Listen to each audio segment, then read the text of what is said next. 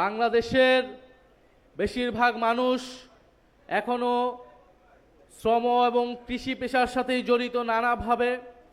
আমরা সেই শ্রমিক কৃষক পরিবারের সন্তান যারা বিশ্ববিদ্যালয়ে পড়াশোনা করতে এসেছিলাম, সেই বিশ্ববিদ্যালয়ে পড়াশোনা করতে এসেছি আমরা দেখেছি ফ্যাসিবাদের নির্যাতন নিপীড়ন, এবং এই বিশ্ববিদ্যালয় থেকেই ছাত্র গণ অভ্যুত্থানের যখন সূচনা হয়, বাংলাদেশের গার্মেন্টস, বাংলাদেশের পরিবহন সেক্টর, বাংলাদেশের সকল শ্রমিক সেক্টরের শ্রমিকরা রাজপথে এসে ছাত্র শ্রমিক জনতার গণ অভ্যুত্থানকে সফল করেছিল 2024 সালে।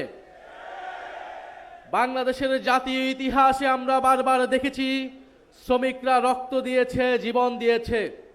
1947 সালের আজাদির লড়াই থেকে 1971-এর মুক্তিযুদ্ধ এবং বাংলাদেশে যতবার গণ অভ্যুত্থান হয়েছে এবং সর্বশেষ 2024 সালের গণ অভ্যুত্থানের দিকে যদি আমরা তাকাই, আমরা দেখব যারা এই আন্দোলনে লড়াই করেছে, এই আন্দোলনে আহত হয়েছে, শহীদ হয়েছে, তাদের একটা বড় অংশই শ্রমিক অথবা শ্রমিক পরিবারের সদস্য। ফলে এটা অস্বীকার করার উপায় নেই। বাংলাদেশের অর্থনীতির ভরকেন্দ্র যেই শ্রমিকরা, বাংলাদেশের জাতীয় মুক্তির আন্দোলনেও সেই শ্রমিকরাই বারবার পথ দেখিয়েছে, বারবার বাংলাদেশকে মুক্তি দিয়েছে, বাংলাদেশে নতুন স্বাধীনতার সূচনা করেছে। এখন এই নতুন বাংলাদেশ যদি আমরা বলি, যেই নতুন বন্দোবস্ত আমরা বলি, যেই নতুন রাজনীতি আমরা বলি, আমাদের দায়িত্ব হচ্ছে সেই শ্রমিকের অধিকার পূর্ণাঙ্গভাবে এই বাংলাদেশে নিশ্চিত করা।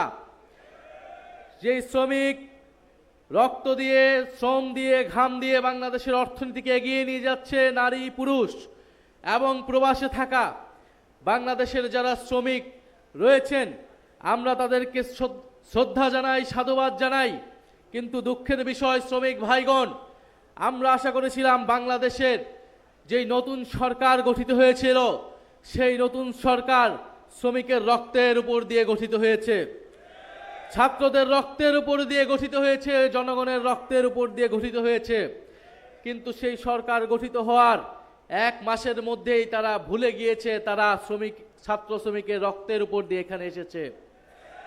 তারা ছাত্র শ্রমিক জনতার রক্তের উপর দিয়ে যেই নতুন বাংলাদেশ, যেইখানে নির্বাচন হয়েছে, গণভোট হয়েছে, তারা সেই গণভোটের সাথে বেইমানি করেছে। সেই গণভোটের সাথে বাংলাদেশের জনগণের সাথে তারা গাদ্দারি করেছে, প্রতারণা করেছে, বিশ্বাসঘাতকতা করেছে। ফলে এই বর্তমান সরকারকে আর জনগণের, শ্রমিকের, ছাত্রদের পক্ষের সরকার বলার কোনো সুযোগ নাই। এই সরকার একটা গণবিরোধী সরকার, গণতন্ত্র বিরোধী সরকার। যারা বিগত 16 বছর গণতন্ত্রের জন্য সংগ্রাম করেছে, ক্ষমতায় আসার পরে তারা গণতন্ত্রের বিরুদ্ধে সংগ্রাম শুরু করেছে। কথায় বলে যে যায় লঙ্কায় সেই হয় রাবণ। আজকে রাবণ হয়ে গিয়েছে, ক্ষমতার স্বাদ পেয়ে জনগণের রক্তের কথা ভুলে গিয়েছে বর্তমান বিএনপির সরকার। ফলে এই সরকারের কাছে আমরা আর আশা করতে পারছি না। 70% মানুষের ভোট, যেই ভোটকে তারা অস্বীকার করে দিয়েছে। অন্তর্বর্তী সরকারের জরুরি গুরুত্বপূর্ণ অনেক অধ্যাদেশ, মানবাধিকার অধ্যাদেশ, পুলিশ সংস্কার অধ্যাদেশ, বিচার বিভাগের স্বাধীনতার অধ্যাদেশ সহ মানুষের অধিকার আদায়ের অনেক অধ্যাদেশকে আইনে পরিণত করার কমিটমেন্ট থাকলেও সেই কমিটমেন্ট, সেই ওয়াদা তারা ভঙ্গ করেছে। বাংলাদেশের রাজনীতিতে যারা ওয়াদা ভঙ্গ করেছে তাদের পরিণতি কিন্তু খুব ভালো হয় নাই। বর্তমান সরকারকেও মনে রাখতে হবে, ছাত্র শ্রমিক জনতাকে ওয়াদা দিয়ে তাদের রক্তের উপর দিয়ে যেই সরকার গঠিত হয়েছে, এই ওয়াদা ভঙ্গের পরিণতি তাদেরকেও অচিরেই ভোগ করতে হবে। প্রিয় শ্রমিক ভাইয়েরা, আমরা এক নতুন জাতীয় ঐক্যে আবির্ভূত হয়েছি, যেখানে আমাদের বাংলাদেশের জুলাই গণ অভ্যুত্থানের বাংলাদেশের শ্রমিকদের প্রতি আমাদের যে ওয়াদা ছিল যে একটি বৈষম্যহীন বাংলাদেশ আমরা করব, আমরা রাজনীতি, অর্থনীতি, সমাজ সব জায়গায় ইনসাফ প্রতিষ্ঠা করব, নতুন বন্দোবস্তে শ্রমিকের হিস্সা নিশ্চিত করব। সেই লড়াইয়ে আমাদেরকে ঐক্যবদ্ধ থাকতে হবে। বাংলাদেশ শ্রমিক কল্যাণ ফেডারেশনের বর্তমান নেতৃবৃন্দ রয়েছেন, জাতীয় নেতৃবৃন্দ রয়েছেন, তাদের সকলের প্রতি জাতীয় নাগরিক পার্টি এবং জাতীয় শ্রমিক শক্তির পক্ষ থেকে আমরা বলতে চাচ্ছি, সেই ঐক্যের পথে আছি আমরা, শুধু জাতীয় সংসদ নয়, আমাদেরকে এবার রাজপথের প্রস্তুতি নিতে হবে। রাজপথের প্রস্তুতির মাধ্যমে, গণ আন্দোলনের প্রস্তুতির মাধ্যমে আমরা বর্তমান সরকারকে বাধ্য করব জুলাই সনদ সহ গণভোট সহ শ্রমিকের অধিকারের প্রতিটি দাবি আদায় যাতে নিশ্চিত হয়। আমরা বর্তমান সরকারকে সম্পূর্ণভাবে সহযোগিতার জন্য প্রস্তুত ছিলাম।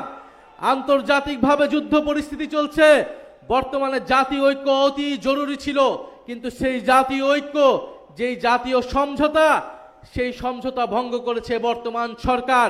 বর্তমান প্রধানমন্ত্রী, সেই প্রধানমন্ত্রীকে জবাবদিহিতে আওতায় আনার জন্য শ্রমিক ভাইদেরকে আমি আবারও আহ্বান জানাচ্ছি এবং শ্রমিক কল্যাণ ফেডারেশনের প্রতি শুভেচ্ছা সাধুবাদ জানাচ্ছি।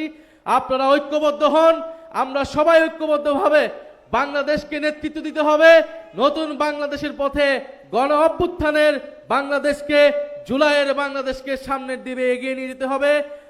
আবারও আমি বাংলাদেশ শ্রমিক কল্যাণ ফেডারেশনের ত্রিবার্ষিক এই আজকের যে সম্মেলন, সেই সম্মেলনকে শুভেচ্ছা জানাচ্ছি। আসসালামু আলাইকুম।